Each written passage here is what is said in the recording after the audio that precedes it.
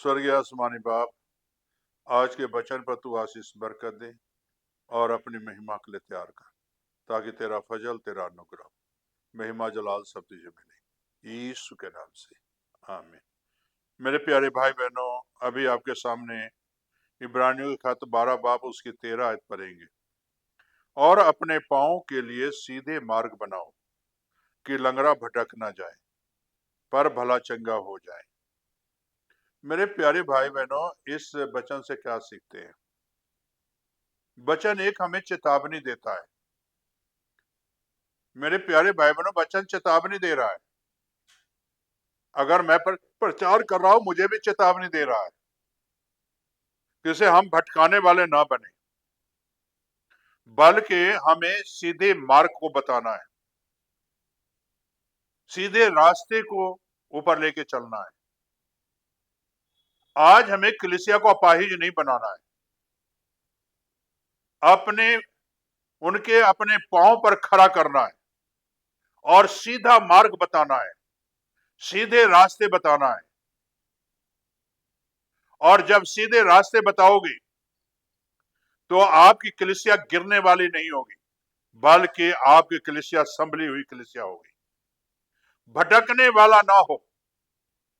आज कलीसिया भटक रही है, यहां जाओ वहां जाओ और जाना, इधर सिलसिला उधर सिलसिला, यहां अच्छा है वहां अच्छा है।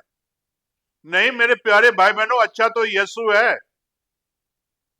अरे आपके मार्ग ही अच्छे नहीं है, इसलिए आप भटक रहे हो। आप एक लंगड़े हो और लंगड़े की तरह चलना सीखे हो। यीशु के पास आओ और जो है अपने मार्ग को बदल डालो, अपने रास्ते को बदल डालो और सीधा मार्ग बनाओगे तो कभी आप लंगड़े नहीं हो सकते हो, बल्कि उस मार्ग पर चलोगे तो आपके घुटने में बल आ जाएगी, सामर्थ आ जाएगी। प्रेरितों के काम 3 बाब में जो है, पतरस यूहन्ना जब जा रहा था परमेश्वर के हैकल में, तो वहां एक बैठा था, अपाहिज बैठा था, काफी देर से उससे भीख मांग रहा था। लेकिन मेरे प्यारे भाई और बहनों, वहां अगर देखिए, कैसे काफी देर देखता रहा और पैसे मांगता रहा। पतरस कहता है, सोना चांदी तो मेरे पास नहीं है, जो कुछ मेरे पास है वो मैं तुझे देता हूं। और वही लंगड़ा उठकर खड़ा हो गया और उछलना कूदना शुरू किया और परमेश्वर के भवन में गया। मेरे प्यारे भाई बहनों, यहां इसीलिए वचन में लिखा हुआ है, पांव के लिए सीधे मार्ग बनाओ, ताकि कलीसिया जो इस रास्ते से आ रही है वो सीधे रास्ते यीशु के पास आए, किसी और के पास नहीं, यहां वहां नहीं, सीधे यीशु के पास आए, सीधे आपके चर्च में आए, भटकने वाले नहीं। देखिए वहां पतरस आराधना करने के लिए जा रहा था, लंगड़े कहीं भटका नहीं, पहले घर नहीं भागा, अपने लोगों को दिखाने के लिए नहीं गया। जो कभी उस मार्ग पर जा ही नहीं सकता, परमेश्वर के भवन में जा ही नहीं सकता, उस मार्ग पर चल ही नहीं सकता था, गेट पर ही वो भीख मांग रहा था। लेकिन मेरे प्यारे भाई बहनों, क्या कहा पतरस ने? पर वो यीशु मसीह के नाम से उठ और खड़ा हो, और उसी घर ही उठ खड़ा हुआ और दौड़ता हुआ परमेश्वर के भवन में गया। जब भवन में गया तो चलता फिरता नजर आया, उछलता कूदता नजर नहीं आया, भवन में चलता फिरता। लोगों ने देखा तो पतरस ने मुंह खोला, अरे भाइयों सुनो, जो बाप दादों ने यीशु को क्रूस पर चढ़ाया उसी के नाम से चलने लगा है, ये लंगड़ा चलने लगा है। सही मार्ग पतरस ने दिखाया, सही मार्ग जो है मेरे प्यारे भाई बहनों, यीशु ने उसे दिखाया, सही रास्ते पर ले चला पतरस ने। आज पास्टर साहबान का फर्ज है अपने कलीसिया को सही मार्ग पर लेके जाने की, सही दिशा पर लेके जाने की और सही मार्ग बताने की जरूरत है, ताकि वो भला चंगा हो जाए। चंगा होकर परमेश्वर के भवन में गया, चंगा होकर, क्या वहां लंगड़े ने गवाही दी? वहां देखिए पतरस ने क्या बोला, मुंह खोला, यीशु के नाम से चंगा हुआ है। आज लोग गवाही दे, पाज साहब दुआ किए तो मैं चंगा हो गया, पाज साहब प्रार्थना किए तो मैं चंगा हो गया। नथिंग मेरे प्यारे भाई बहनों, पाज साहब कभी चंगा नहीं कर सकता। यीशु चंगा करने वाला परमेश्वर है, उसके मार्ग पर चलना सीखो। यीशु आशीष देने वाला परमेश्वर है, यीशु बरकत देने वाला परमेश्वर है, लंगड़े को चलाने वाला यीशु है।